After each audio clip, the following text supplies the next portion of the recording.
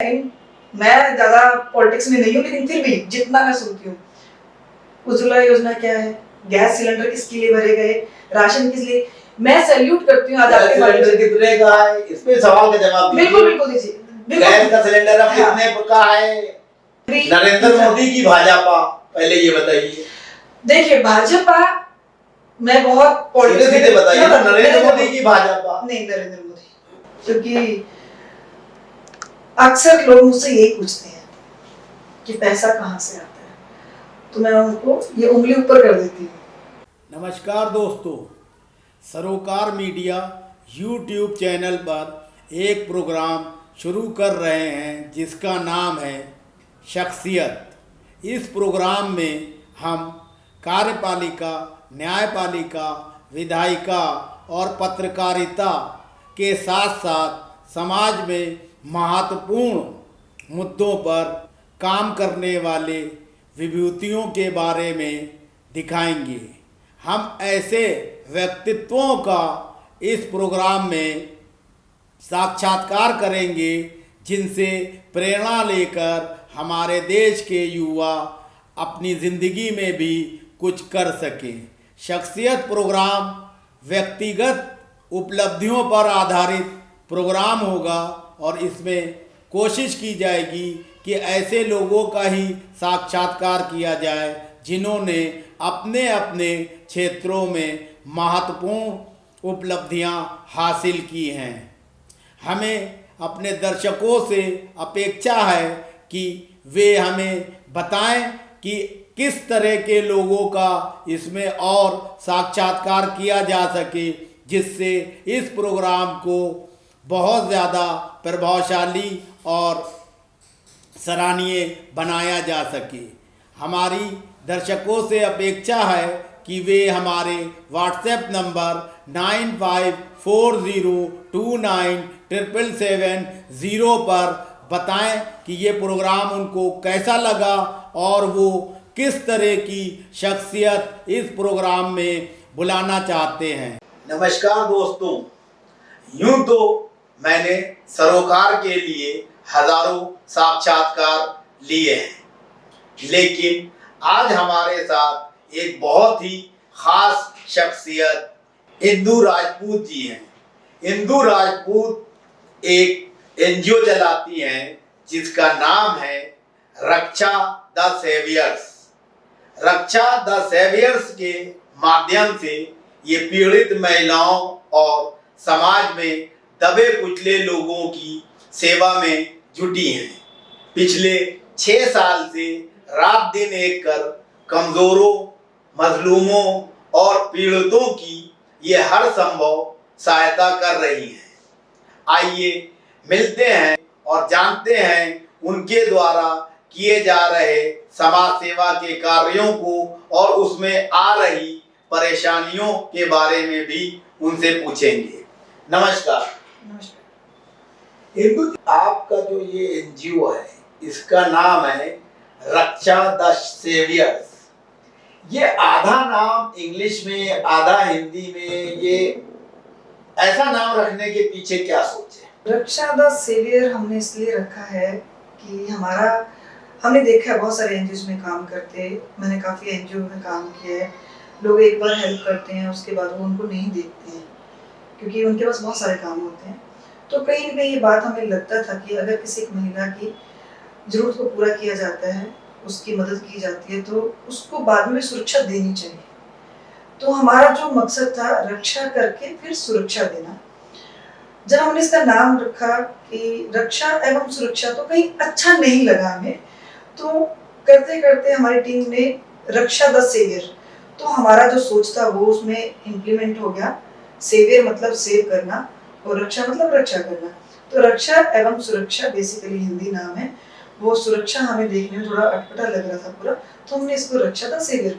चलिए, ये तो वही नाम की बात। इसके तहत आप जो है किस तरह की जो है समस्याएं महिलाओं की जो है निपटाती हैं, और शुरू में वो पहली समस्या ऐसी बताइए जो आपके पास आई हो और उसको आपने अपनी एनजीओ के माध्यम से हल किया हो। यूँ तो कहने को 20-22 साल से मैं समाज सेवा में हूँ और कुछ बहुत सारी चीज़ें देखते हुए हमें ये लगा कि हमें अपनी ही संस्था शुरू करनी चाहिए, क्योंकि आप किसी के साथ जब एसोसिएट होकर काम करते हो तो कहीं ना कहीं आपको उनके रूल्स फॉलो करने पड़ते हैं, और रूल्स ऐसे भी होते हैं कभी कि अपनी आत्मा को मारना पड़ता है, और मैं एक ऐसे इंसान हूँ, मैं अपनी आत्मा को मारना पसंद नहीं करती।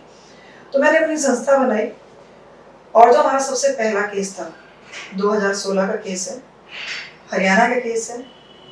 एक बच्ची 4 साल से अपने घर से गायब थी, उसको अगवा किया गया था पुणे से और हरियाणा में उसको बेच दिया गया था। पूर्व सरपंच के घर से वो लड़की थी। 4 साल के बाद उसको एक नंबर मिला, उसने अपने पिताजी से कांटेक्ट किया, शॉर्ट में बता रही हूँ, और उनको किसी ने बोला कि आप इंदु जी से बात करिए और वहाँ का वो करेंगे, काम करते हैं, इस तरह के दबंग काम जो है वो करती है बच्चियों के लिए। वो कभी सोचती नहीं है कि मुझे यहाँ जाना है या नहीं जाना है, या सामने कौन है जिससे मुझे फाइट करनी है। और मेरे पास जब कॉल आया तो उन्होंने मुझे लोकेशन भेजा कि इंदु जी नॉर्थ में ये लोकेशन देखिए, और ये ईश्वर की कृपा है कि उसने मुझे माध्यम बनाना था। वो लोकेशन सिरसा के पास की थी, और जो सिरसा का एरिया में बहुत नोन हूँ उससे, तो मैंने तुरंत उनको हाँ किया। मैंने नहीं पूछा कि ये बच्ची किसके घर में है, किसके घर में नहीं है।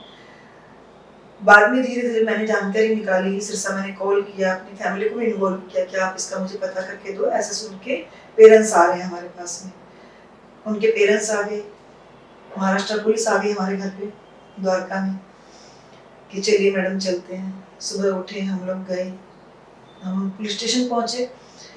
वहां पे हमें पता लगा कि जिसके यहाँ पे लड़की है वो पूर्व सरपंच है। तो देखिए, हरियाणा जो प्रदेश है ना, उसके बारे में सब जानते हैं कि वहाँ लड़कियां खरीदी जाती थी। अब का रेशो कुछ हो रहा है, लेकिन उस टाइम की बात कर रही हूँ 4 साल पहले की। लेकिन जब उसके पेरेंट्स को हमने रोते हुए देखा था ना, तो हम पीछे नहीं हट सकते थे, क्योंकि बहुत उम्मीद से वो पुणे से हमारे पास आए थे। तो मैंने उनके जो वहाँ के एसएचओ थे, मैंने उनको बोला कि सर मुझे ऐसे करके उस लड़की को रेस्क्यू करना है। नहीं मैडम, यहाँ तो हर दूसरी लड़की बाहर से आई हुई है। उनका बहुत गोलमोल ढंग था बोलने का। तो मैंने उनको बोला सर लड़की तो मैं लेके जाऊंगी, अब आप हेल्प करेंगे नहीं करेंगे आप देख लीजिए, या तो कोई फोन आएगा मैं फोन करूंगी, मैं तो अपने तो जितने मेरे सोर्स हैं वो तो मैं उसे देखो यूज तो करूंगी। तो मैंने एक कॉल किया किसी से नंबर लेके, मेरे इतनी बड़ी हस्ती नहीं है कि मैं लोगों को कॉल करूं। मैंने किसी से हेल्प मांगी, उन्होंने बोला कि आप ये नंबर है अनुराग जी का जो खट्टर साहब के एमपी हैं, आप उनसे बात करिए। आप यकीन नहीं मानेंगे, एक कॉल पे, एक मतलब रिंग पे उन्होंने कॉल उठाया और उन्होंने मेरी मदद की। उन्होंने बोला आप पुलिस, जो भी पुलिस से फोर्स आपको चाहिए आप इनको बोलो देंगे, ये खुद नहीं जा सकते, इनकी अपनी मजबूरी है, इन्होंने इसी एरिया में रहना है। तो उन्होंने पूछा मुझसे जो वहाँ के एसएचओ से, आपको क्या चाहिए? मैंने उनको बोला मुझे सिर्फ एक पुलिस की गाड़ी दे दो और एक ड्राइवर, मुझे और आपसे कुछ नहीं चाहिए। मैंने उनका एक ड्राइवर लिया, उनकी एक गाड़ी ली, सिरसा से हमने 15-16 गाड़ियाँ मंगवाई। वहाँ पे एक संस्था है शहीद भगत सिंह ब्रिगेड करके, हमने उनको कॉल किया कि बेटा अब समय है, आओ जरा बच्चे की मदद करनी है। अब यकीन नहीं मानेंगे, वो एक कॉल में आए, हमने 15-20 गाड़ियों से पूरा एक फिल्मी उसमें पूरा हमने घेरा बनाया वहाँ पे कि लड़की कहीं जानी नहीं चाहिए, हमें लड़की चाहिए, हमें किसी से मतलब ही नहीं है बिल्कुल। लड़के घर गए, लड़की घर नहीं थी, खेत में थे, खेत में पूरा घेराबंदी की। हमने वो लड़की उठाई, वैन में बिठाई और हम सीधा पुलिस स्टेशन आए, क्योंकि इलीगल हम भी कुछ नहीं करना चाहते थे। जब घर वालों को पता लगा कि लड़की उठा ली गई है, पुलिस स्टेशन पहुंच गई है, फिर उन लोगों को भी उठाया गया। पर कहीं ना कहीं वो परिवार, उसने खरीदा था 30,000 में उस लड़की को खरीदा था, लेकिन कहीं कहीं वो फैमिली थोड़ी सीधी थी। उन्होंने कहीं वो इज्जत नहीं की हमारे सामने। उन्होंने बोला हाँ हमने लड़की ली है, जिससे लिए उनका नाम नंबर हम उन्होंने हमें दे दिया। बहुत बड़ा गैंग है वो, उस पर हम काम नहीं कर पाए, इस बात का हमें दुख है।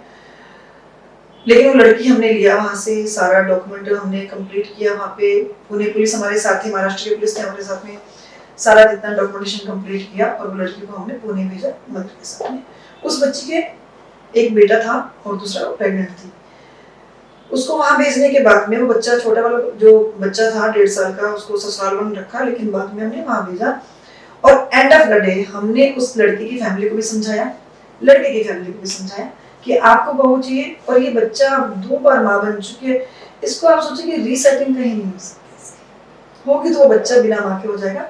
हम चाहते हैं कि किसी की आत्मा नहीं दुखे और एक सेटलमेंट हो जाए।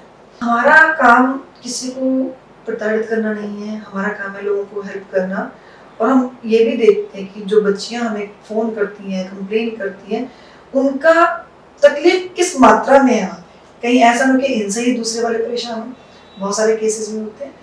पर ईश्वर की दया से आज तक जितने हमने केस किए, दोनों पार्टियों को आपने सामने बिठाया, दोनों की परेशानियां सुनी है, और जहां हमें लगे कि बच्चियों की प्रॉब्लम है तो हम बच्चियों को भी समझाते हैं। अच्छा, अक्सर ऐसा होता है कि जैसे आपने बताया कि 16 साल से आप समाज सेवा के क्षेत्र में हैं, लेकिन 6 साल से अपनी एनजीओ बनाई है क्योंकि वहां आप मन मुताबिक काम नहीं कर पा रही थी। लेकिन अक्सर देखा गया है कि देश में एनजीओ बना के लोग जो है सरकारी फंड, उद्योगपतियों से मदद लेना और ब्लैक को व्हाइट करने का धंधा करते हैं। उस मकसद से जो है हजारों एनजीओ जो है प्रधानमंत्री नरेंद्र मोदी साहब की सरकार में जो है खत्म भी की गई है। तो आप अपनी एनजीओ का फंक्शन चलाने के लिए जो मूलभूत जरूरत होती है पैसे की, वो कहाँ से जुटाती है? आपने ये जो प्रश्न किया बहुत ही अच्छा किया, क्योंकि अक्सर लोग मुझसे यही पूछते हैं कि पैसा कहाँ से आता है, तो मैं उनको ये उंगली ऊपर कर देती हूँ। मैंने अभी तक इन सालों में फंड के लिए कहीं फाइट ही नहीं किया। और हमारा एक समाज ऐसा समाज है, अगर आप ये साबित कर देते हो कि आप समाज के लिए काम कर रहे हैं, तो दानवीरों की कमी नहीं है। अभी आपने देखा होगा राम मंदिर के लिए इतना बुरा समय चल रहा था कोविड का, लोग बेरोजगार, जैसे कहते हैं बेरोजगार, अभी कितना पैसा इकट्ठा हुआ, कितना निधि धन इकट्ठा हुआ। तो वो सब चीजें मेरे साथ भी हैं कि अगर मैं किसी को भी बोल देती हूँ कि इस बच्ची का फोन आया है और मुझे मदद चाहिए, मैंने कभी कैश पे ध्यान नहीं दिया। जैसे मैंने अभी एक आपको उदाहरण दिया था केस का, ऐसा ही। लेकिन एनजीओ आप चला रही हैं, उसके कुछ रूल्स रेगुलेशंस हैं, रजिस्ट्रेशन कराया है, उसका नामकरण किया है, उसका बैंक अकाउंट होगा, उसका बैलेंस शीट होगा। अगर दानवीर भी पैसे दे देता है, बहुत अच्छी बात है, उसमें कोई क्वेश्चन नहीं है मेरा, लेकिन उसको एक सिस्टमेटिक वे में हिसाब तो करती होंगी। बिल्कुल बिल्कुल। तो वो कितना पैसा जो है आपका साल में जमा हो जाता है लोगों की मदद करने? मैं बता देती हूँ, ये आपने बहुत ही अच्छा प्रश्न किया है।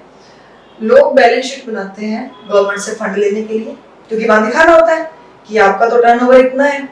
मेरे बैंक का कोई टर्नओवर नहीं है। अगर मुझे किसी बच्चे की मदद करने जाना है तो मैं किसी को बोलती हूँ, भाई मेरे रहने का इंतजाम कर देना, मुझे वहां जाना है। अब रही टिकट की बात, तो मैं किसी को फोन करती, कैश नहीं चाहिए मुझे टिकट करवा दो, या मेरे टिकट मैनेजर से बात करेंगे या मेरा बैंक देखेंगे, आपको सब पता लग जाएगा कि हम कितना प्योर हार्डली काम कर रहे हैं। नहीं, मैं वो सवाल नहीं कर रहा हूँ, मैं सिस्टम ये कर रहा हूँ कि इतना बड़ा काम कर रही है, जिम्मेदारी का काम कर रही है। जैसे एक बच्ची पुणे वाला केस आपने बताया, वो मैंने सीधे सीधे स्वीकार कर लिया, लेकिन वो आपको याद है, इसलिए आपने बताया। जब आप हजारों लोगों की, लाखों लोगों की मदद करेंगी, भगवान करे करें, तो एक उसका सिस्टम बनेगा कि ये बच्ची यहाँ से आई थी, इसका केस यहाँ था, यहाँ के एसएचओ से बात हुई, वो नहीं मान रहा था, फिर कमिश्नर को किया या मुख्यमंत्री को किया। तो वो एक सिस्टम इसी तरह से पैसे का कि किस आदमी ने टिकट कराया, तो वो तो आपने बनाया होगा कि वो भी नहीं बनाया? नहीं, वो बनाया। हाँ, तो अब फिर सवाल इसी पे आता है कि एक साल में अप्रोक्सीमेटली कितनी लड़कियों और महिलाओं की मदद आप कर देती हैं? देखिए, जितना ईश्वर हमें देता है, अभी इन 5 सालों की बात करें तो बहुत छोटे बड़े सब केस मिला के हमने 20 लड़कियों की मैं हेल्प की है इसके अंदर। उसके अंदर ये भी है कि फोन पे काम हो जाता है। अच्छा, ज्यादातर शिकायतें किस तरह की आती हैं?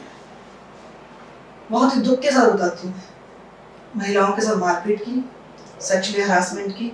ये 2 कंप्लेन ऐसी आती है कि जब वो बात सुनते हैं ना, तो ऐसा लगता है कि शायद हम फट जाएंगे।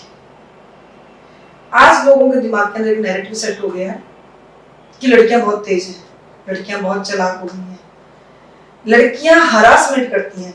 मैं कह रही हूँ आज भी लड़कियों का ही हरासमेंट हो रहा है, बहुत दावे के साथ और बहुत प्रूफ के साथ मैं बता सकती हूँ कि आज लड़कियां पढ़ी लिखी हैं, आज लड़कियां बहुत चालाक, जिन लोग बोलते हैं कि लड़कियां बहुत चालाक हो गई हैं, लेकिन लड़कियों को ही आज के समय में भी झेलना पड़ता है। आज लड़कियां चारों तरफ से घिरी हुई हैं। हम एक आधुनिकता के नाम पे पिस रही हैं महिलाएं। अच्छा, आप जैसे लड़कियों को और महिलाओं को सुरक्षा प्रदान करती हैं, उनकी हेल्प करती हैं, जैसा कि आपने शुरू में कहा, उसके बाद उनका जीवन यापन आसानी से चले, उसके लिए आप उनको रोजगार के लिए क्या करती हैं वो बताइए। रोजगार के लिए हमने, हमारा एक स्लोगन है इसका, रक्षा का, घर बैठे रोजगार, रक्षा परिवार जी।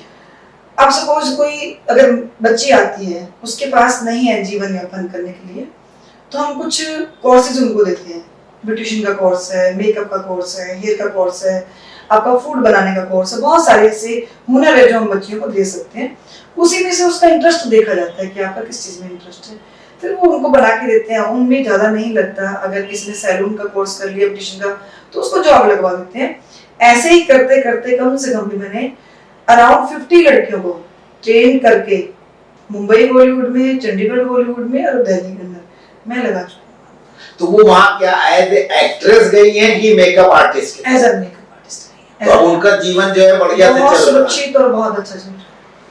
तो अच्छा, इसके अलावा और जो है क्या, मतलब किस फील्ड में नौकरी दिलवाती हैं? अगर वो कोई लड़की मान लीजिए काबिल है, हस्बैंड को उसने छोड़ दिया या हस्बैंड ने उसको छोड़ दिया, या कोई इस तरह की प्रॉब्लम है, उसने शादी ही नहीं की और वो कुछ करना चाहती है, तो उस तरह की क्वालिफाइड लड़कियों के लिए क्या आपके पास प्लान है? वो उनके बायोडाटा पे डिपेंड करता है कि उनका है क्या सीवी के अंदर, उसी के अकॉर्डिंग फिर उनको गाइड किया जाता है। फिर लोगों से हेल्प मांगते हैं, हमारा तो काम ही हेल्प मांगना है। तो हम कॉल करते हैं कि इस तरह का सीवी है, आप देखिए। कुछ होटल लाइन के अंदर, कुछ बच्चियां ऑफिस के अंदर, कुछ अभी नॉर्मल ऑफिस बने होते हैं, प्रॉपर्टी के ऑल, तो उनको फोन करते हैं। अगर वो एलिजिबल रहती है तो वो कर लेती हैं। तो अभी आपके पास वर्तमान समय में, क्योंकि कोविड के चक्कर में लोग बेरोजगार भी हुए, तो अभी आपके पास कितनी बच्चियां जो है ऐसी हैं, लड़कियां या महिलाएं, जिनको नौकरी की दरकार है? अभी नौकरियां तो आपको पता है, नौकरियां ऑफिस जो घर से काम शुरू हो गए हैं, ऑफिस बंद थे बीच में पिछले साल से, तो हमने इसके लिए, जब महिलाएं, तो रोजगार तो देखो चाहिए सबको क्योंकि परिवार चलाना है, तो हमने राजस्थान से एक यूनिट लगाया था मसाले का काम दे दिया, कुछ स्टिचिंग का काम दे दिया, सिलाई का काम दे दिया। लेकिन हाँ, हमें इस बात की खुशी है कोविड के समय में भी हमने लोगों को रोजगार दिया। नहीं, मेरा सवाल ये कि अभी कितने बायोडाटा रेस्ट रह गए हैं? नहीं, रेस्ट नहीं है हमारे पास, इतना बड़ा काम नहीं आता कि हमारे पास डेली 500-700 लड़कियां, ऐसा नहीं है। हमारे पास सोशल मीडिया के थ्रू काम आता है कि किसी बच्चे को किसी ने बता दिया, किसी ग्रुप में बता दिया कि इनको हेल्प की जरूरत है, आप इंदु बन। अच्छा, आपने अपना कोई पंजीकृत कार्यालय ऑफिस बनाया है? हाँ जी। वो कहाँ पे? वो हमारा है मोहन गार्डन, दिल्ली। अच्छा, तो उसमें कितने लोग जो है काम करते हैं? नहीं, मैं अकेले काम करती हूँ सर, मेरे पास सैलरी नहीं है देने के लिए। फिर वही बात आती है, एक सीए है जो बिल्कुल फ्री ऑफ कॉस्ट काम कर रही है हमारा, एक सीएस है वो बिल्कुल फ्री ऑफ कॉस्ट काम कर रही है। हमें पैसे से ज्यादा हम तन मन से काम करते हैं। अच्छा, महिला के लड़ाई लड़ने के लिए आपको जो है वकीलों की भी जरूरत पड़ती है कभी, तो वो कैसे जो है आप मैनेज करते हैं? हमारी संस्था में कुछ ऐसे है एडवोकेट है जो बिल्कुल फ्री ऑफ कॉस्ट हमें सर्विस देते हैं। एक सिंगल पैसा वो किसी लड़की से, किसी महिला से या संस्था से नहीं चार्ज। संस्था की आपने जो है कोई वो बनाई है अपनी वेबसाइट या कुछ? जी बिल्कुल, रक्षा द सेवियर करके www.raksha.com के नाम से हमारी साइट है, और थोड़ा बहुत काम हम डालते हैं उस पर क्योंकि वो फ्री में काम होता है हमारा। आप ये प्रभु की कृपा समझ लीजिए या लोगों की भावना समझ लीजिए कि मैंने जिसको भी बोला कि भाई मेरे पास पैसा नहीं है लेकिन हाँ मेरा मन है काम करने का, और आप भी अगर समाज के लिए कुछ करना चाहो तो आप हमारे साथ जुड़ सकते हैं। आप यकीन नहीं मानेंगे, प्रभु की कृपा है कि एडवोकेट, सीए, सीएस, ऑफिस में अगर कहीं काम करने जाना है, मुझे कहीं जाना है, मेरे लिए प्रभु सारा इंतजाम करता है, मैं अपना काम करती हूँ। एक सवाल और, जी, यदि जो है 5-6 साल से आप काम कर रही हैं, आने वाले 2-4 सालों में जो है कोई सरकार या कोई जो है बड़ा एनजीओ या कोई ऑर्गेनाइजेशन आपसे कहे कि आप जो है 2015 से लेके और अब तक की जो है बैलेंस शीट हमें दीजिए, हम आपको जो है, आप बहुत अच्छा काम कर रही हैं, फंड देना चाहती हैं, तो आप जो है बैलेंस शीट कैसे बनाएंगे? वो मेरा सीए का काम है सर। नहीं तो सीए तो झूठी बैलेंस शीट बनाते हैं। बिल्कुल नहीं सर, जो है हमारे रक्षा द सेवियर अंदर झूठ चलता ही नहीं। नहीं तो अगर आप सही बैलेंस शीट बनाएंगे तो आपको पैसा ही नहीं मिलेगा। नहीं मिले सर, आज भी नहीं मिल रहा मुझे तो। नहीं तो आज तो आप ले नहीं रही, आज नहीं तो आप मांगने नहीं। मेरा सवाल समझिए पहले। मैं समझ गई। मेरा सवाल समझिए, हम एनजीओ, आपका एनजीओ है तो मैं सवाल तो अपने हिसाब से पूछूंगा। पूछिए। मेरा सवाल पहले सुनिए, आप अभी कोई पैसा नहीं ले रही हैं, हाँ। बहुत अच्छी बात है। आपको जो ऊपर वाले की कृपा से लोग मदद कर देते हैं, उससे अच्छी बात है। आप भगवान करे ऐसे ही चलाती रहिए, आप और आगे बढ़िए। हमने सवाल ये किया, कल को जो है दिल्ली सरकार या भारत सरकार या राजस्थान सरकार या किसी राज्य सरकार या कोई बड़ा आदमी आपसे कहता है कि आप 6 साल से काम कर रही हो, आपको हम पैसा देना चाहते हैं ताकि आप बड़े लेवल पे काम करो, तो आप जो है उसको बैलेंस शीट कैसे दोगी जब आप मेंटेन नहीं कर रही हो, ये बताओ। ये इसका उत्तर ये है कि आज भी बहुत सारे फोन आते हैं जी कि मैडम इस एनजीओ से जुड़ जाओ, आप हमें प्रोफाइल, मैं उस एनजीओ के बारे में आपके ऊपर सवाल, बिल्कुल मेरा ही सवाल है। तो मैं उनको यही बोलती हूँ कि देखो बैलेंस शीट के नाम पे मेरा अकाउंट नंबर की जो लिस्ट है ना 6 साल की, मैं सिर्फ वो प्रोवाइड कर सकती हूँ और उसके लिए मैं कैपेबल नहीं हूँ क्योंकि उसमें फंडिंग नहीं है सर। आप मुझे पैसा देना चाहते हो तो आप मुझे दे सकते हो, नहीं देना चाहते हो नहीं, तो लेकिन मेरे पास आपको कि मैं आपको पेपर निकाल के दूं बैलेंस शीट, वो मेरे पास नहीं है। वो बहुत बेबाक होकर बोलती हूँ और यही एक रीजन है कि लोग मुझ पे फेथ करते हैं। अभी एक छोटा सा उदाहरण मैं आपको बताती हूँ। इस सवाल का जो उत्तर है वो ये है कि आपने देखा होगा कि हम जब कहीं बाहर निकलते हैं तो जब त्योहार आते हैं तो बहुत सारी मूर्तियां जमीन पे पड़ी होती हैं। मेरे दिमाग में था कि मैं इन मूर्तियों को उठाऊं, लेकिन उठाने के लिए मुझे एक टेम्पो चाहिए, लेबर भी चाहिए, लोग भी चाहिए, पेट्रोल भी चाहिए गाड़ी में। तो मैंने ग्रुप के अंदर एक मैसेज डाला कि मेरा मन है कि इन मूर्तियों को मैं उठाऊं क्योंकि मेरी आत्मा दुखती है, क्योंकि मैं हिंदू हूँ और हमारे धर्म को लेके जितना हम लोग निगलेक्ट करते हैं इन चीजों को, वो मुझे दर्द देता है। तो किसी ने बोला कि मैं किसी से मिलवाती हूँ आपको। हमारे द्वारका के अंदर आज से 6 साल पहले उन्होंने अपना एक ड्राइव शुरू किया था मंगल मूर्ति के नाम से, लेकिन उनके पास संस्था नहीं थी, उन्होंने छोड़ दिया। किसी ने सुना, उनके बैनर फाड़ दिए एमसीडी वालों ने। अब हमारे बैनर फाड़ते थोड़ा सा उनको प्रेशर आता है कि रक्षा सेवियर लिखा होता ऊपर। तो मुझे उस महिला ने दूसरी महिला से मिलवाया कि हिंदू जी ये काम करना चाहती है और आपने काम बंद किया हुआ है क्योंकि आपको लोग परेशान करते हैं। फिर मैं कहूंगी ये प्रभु की कृपा है, मेरा पूरा प्रोजेक्ट को फाइनेंस कर रहे हैं। हम अब मूर्ति घर बना रहे हैं, आप देखिएगा मेरी वेबसाइट पे जाके, हम लकड़ी के मूर्ति घर बना के मंदिरों में रख रहे हैं और पूरा प्रचार कर रहे हैं। हमारा एक टारगेट है, हमारा एक मकसद है कि दीपावली तक द्वारका के अंदर कोई भी मूर्ति जमीन पे पड़ी नहीं है। तो वहां मुझे सब बड़ा फंड चाहिए नहीं, मेरा तो साफ खर्च लगे तो मेरा ईश्वर काम कर देगा। एक और सवाल, आप इतना अच्छा काम कर रही हैं, आपको कोई विशेष राजनीतिक दल का संरक्षण प्राप्त है या आप किसी एक विशेष राजनीतिक दल में आस्था रखती हैं? साथ तो कोई भी नहीं खड़ा ईश्वर के अलावा या हम जैसे लोगों के अलावा। आस्था में रखती हूँ, मैं आस्था बीजेपी में रखती हूँ एक हिंदू होने के नाते। और जो अभी थोड़ा एक केजरीवाल मुसलमान तो नहीं है, आप उनके कार्य देखिए ना। मैं किसी भी सरकार नहीं, मैंने सवाल समझिए, मैं आपने कहा हिंदू होने के नाते, तो हिंदू तो केजरीवाल भी है। नहीं, हिंदू केजरीवाल है, लेकिन उनके देखिए ना आप काम देखिए केजरीवाल को। उन्होंने क्या पंडितों को तनख्वाहें दी? नहीं दी ना। उन्होंने किसको दी तनख्वाहें? मुझे मौलवियों से तकलीफ नहीं है, लेकिन मुझे तकलीफ है कि जो मेरे ब्राह्मण है जिनको आप बदनाम करते आए हैं, क्या उनके लिए कुछ किया आपने? अगर हिंदू है तो करिए ना। कौन मौलवियों के लिए मना कर रहा है आपको? आप बराबर बैलेंस चलिए। मुस्लिम भी हमारे भाई हैं, हिंदू भी हमारे भाई हैं, लेकिन ये जो खाई पाट रहे हैं वो आप पाट रहे हैं, हम नहीं पाट रहे। हम सिर्फ उस पर काम कर रहे हैं, हम उस पर अब सचेत हो गए हैं कि हमारे साथ धोखाधड़ी हो रहा है। पैसा हम देते हैं। आज 90% जितने बच्चे जॉब करते हैं, लोन लेके पढ़ते हैं, उसके बाद वो टैक्स पे करते हैं, वो टैक्स आप किसी और की झोली में डालते हैं, तकलीफ हमें होती है। और आज हम जागे हैं तो बिकॉज ऑफ बीजेपी। ये बहुत अच्छी बात आपने कही कि आप जो है अगर मुल्लाओं को पैसे दे रहे हो तो पंडितों से क्या दुश्मनी है। लेकिन अगर मान लीजिए कहीं पे भारतीय जनता पार्टी कोई ऐसा काम करती है कि हिंदुओं को जो है प्रश्रय दे रही है और किसी और जात को परेशान कर रही है या उसके हक को मार रही है या उसको दबा रही है, तो उस बारे में आपका क्या सोचना है? हम उनके भी खिलाफ हैं। हम पॉलिटिकल पार्टी से जुड़े ही नहीं हैं। आपने क्वेश्चन किया कि मैं आस्था किसमें रखती हूँ, मैं आस्था उसमें रखती हूँ। आस्था रखने का एक कारण है, 3 तलाक किसने बंद किया? 3 तलाक पे किसने काम किया? भारतीय जनता पार्टी ने। वो क्या थे? वो क्या था? आज अगर धारा 370 पे काम किया भारतीय जनता पार्टी ने, तो वो एक रिस्पेक्ट वो उन्होंने कमाया है हमसे। एक सवाल, 3 तलाक पे भारतीय जनता पार्टी कानून लेके आई, ठीक। अब एक हिंदू होने के नाते और बीजेपी में आस्था रखने के नाते हम आपसे सवाल करते हैं, मुसलमान बहनों के लिए तो मोदी जी ने बहुत अच्छा काम किया बतौर आपके, ठीक। जो हमारी हिंदू बहनें हैं जिनको परित्यागता का दर्जा प्राप्त है, परित्याग कर दिया और उनके आदमियों ने, क्योंकि हिंदू मैरिज एक्ट के हिसाब से बीवी जो होते हुए शादी नहीं कर सकता तो वो रखेल रख लेता है।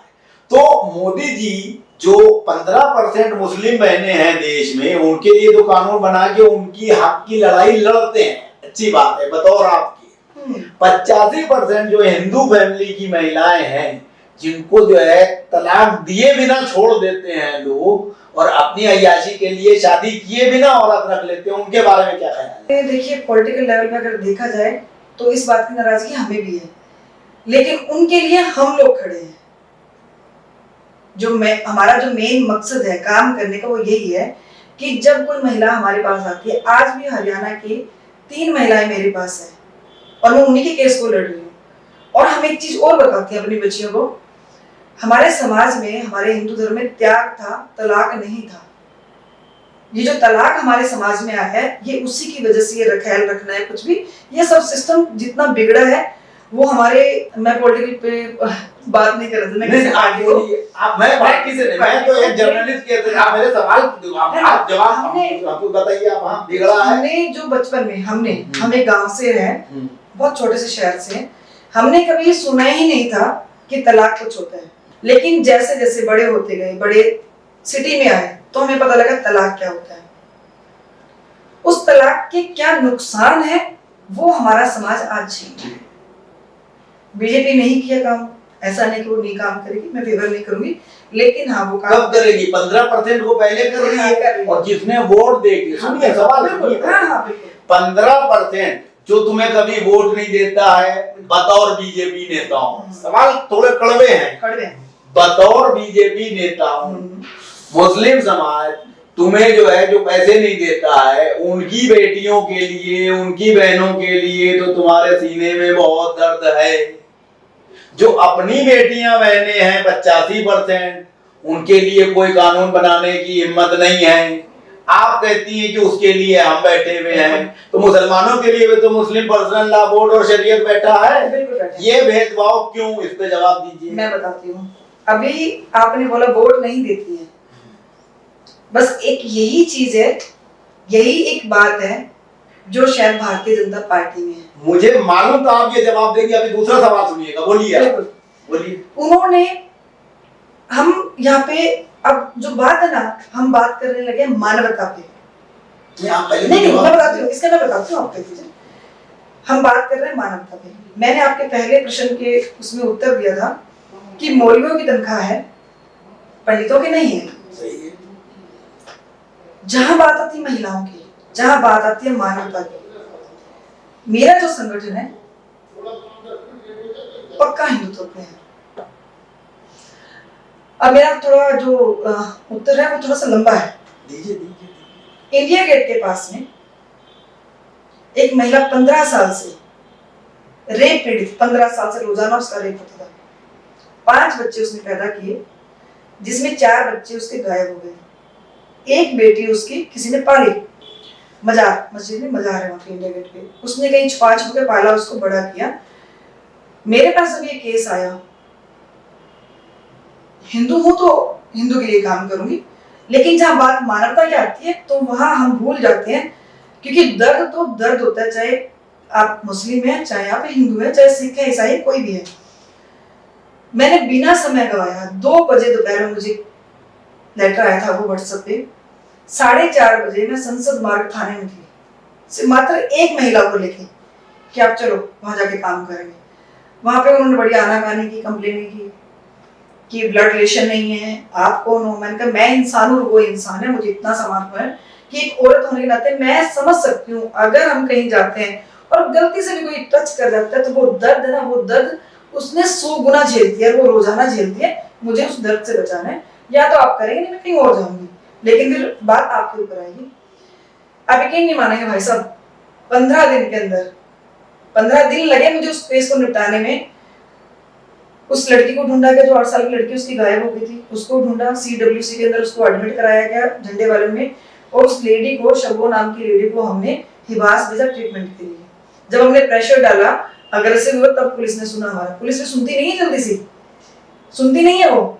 आज वो लेडी, 8 साल का बच्चा CWC में, हम जाते हैं उसको देखने के लिए, बहुत पढ़ाई भी कर रही है वो अंदर बैठ के, अच्छा खाना मिलता है, सुरक्षा के अंदर है। और वो लेडी शबो आज वो हिवास के अंदर है। तो आपने बात की थी, आपका क्वेश्चन था कि उन्हीं के लिए क्यों किया गया। हमारे समाज में, हिंदू समाज में कहीं ना कहीं फिर औरतों के लिए रिस्पेक्ट है। आप 85% को काउंट नहीं कर सकते। 85%, 5 या 7% ऐसी महिलाएं हैं जिनके साथ ये घटनाएं होती हैं। तो 85% का तो काउंटर ही आपका गलत है। तलाक का सिस्टम क्या है आपको पता है? नहीं। तलाक कैसे होता है मुसलमानों में? हाँ, इस पे भी बात है। नहीं, ये गलत है। मैं यही तो कह रहा हूँ। जो मैंने हाँ, तो ये नॉलेज कम है, इस नॉलेज को आप भी बढ़ाइए और बीजेपी वाले भी बढ़ाएं और देश के बड़े बड़े वकील। तलाक यूं नहीं दिया जाता है कि बीवी ने शराब पी ली, गुस्से में आए और कह दिया तलाक तलाक तलाक और वो तलाक हो गया। हमने जितनी हमें नॉलेज नहीं है इतनी मैं बताऊं, लेकिन हमने सुना है और हमने देखा भी है कि किसने लेटर में 3 बार तलाक लिख के भेज दिया।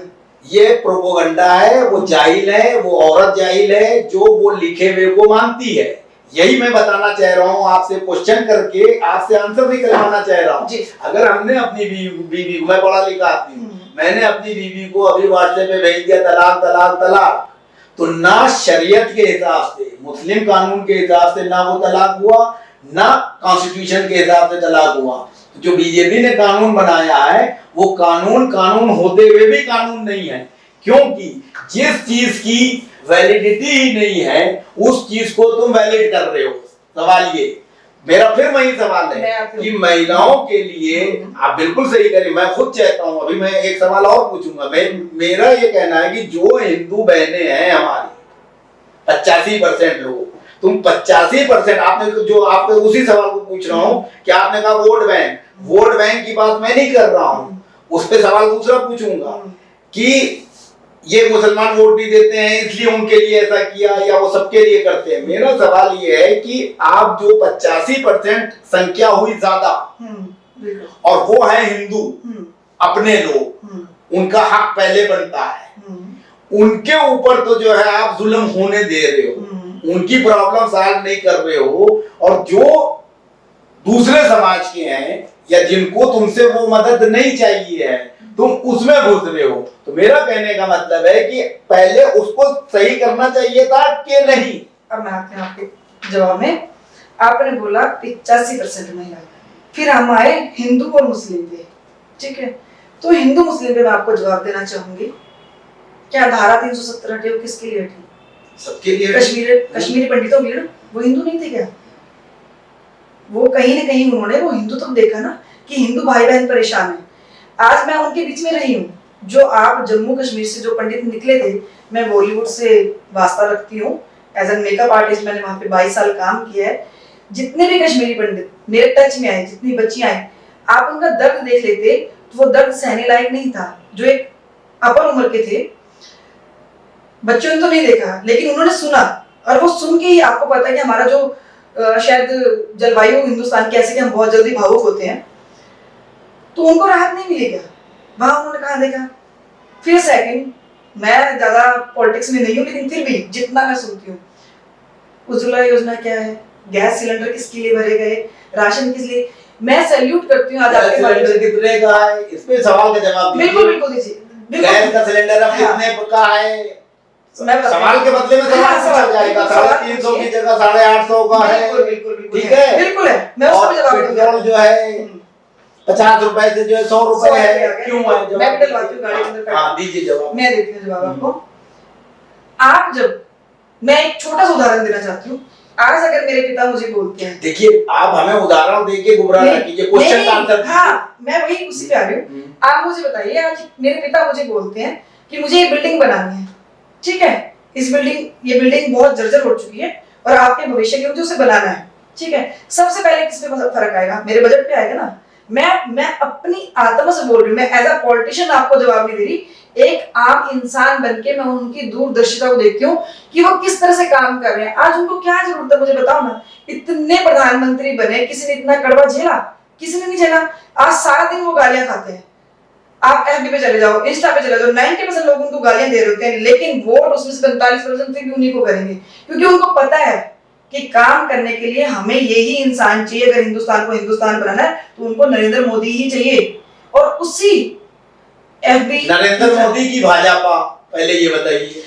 देखिए भाजपा, मैं बहुत सीधे बताइए ना, नरेंद्र मोदी की भाजपा? नहीं, नरेंद्र मोदी। ठीक है, नरेंद्र मोदी, क्योंकि मैं उन्हीं की रिस्पेक्ट करती हूँ और वो उन्हीं के बारे में बोलती हूँ। जितनी मुझे नॉलेज है, मैं पॉलिटिक्स गलियारों में नहीं जाती, मैं कभी ऑफिस नहीं जाती, मैं उनकी रिस्पेक्ट इसलिए करती हूँ कि उनकी जब हम कोई भी लोग पता नहीं उनके बारे में क्या बोलते हैं, उनकी जो स्पीच होती है उनको किस ढंग से देखते हैं, लेकिन मैं बहुत आकलन करती हूँ जब भी मैं उनकी स्पीच देखती हूँ, जितना मुझे टाइम मिलता है, कि अगर इन्होंने ये फैसला लिया है तो इसका परिणाम क्या होगा, इन्होंने क्यों लिया ये फैसला। अच्छा, नरेंद्र मोदी जी जो है रामलीला मैदान में आके कहते हैं कि सीए एनआरसी और इस पे जो है कोई ऐसा कानून जो है नहीं आ रहा है, और अमित शाह साहब जो है वो पेश करते हैं, तो अब आप हमें ये बता दीजिए कि नरेंद्र मोदी जो है सच बोल रहे हैं कि अमित शाह? नहीं, अब मैं इसमें बताता हूँ, मुझे जो आप बताते बहुत है, आप सवाल का जवाब दीजिए ना, दोनों में तो कौन सही है? ये एक ना प्रोपेगेंडा बनाया जाता है। प्रोपेगेंडा नहीं है, टीवी पे लाइव चल रहा है। मैंने देखा। प्रोपेगेंडा कौन बनाएगा? मैं बताती हूँ। सारे चैनल तो जो है बीजेपी के पास हैं, प्रोपेगेंडा कौन बनाएगा? देखिए बीजेपी के पास है तो फिर इतना जो नेगेटिव उनके बारे में बोला जाता है, सभी लोग ये बोलते हैं कि सारे मैं लाइव सारे चैनल बीजेपी के हैं, तो फिर गलत बोलने वाला इंसान कहाँ से बोल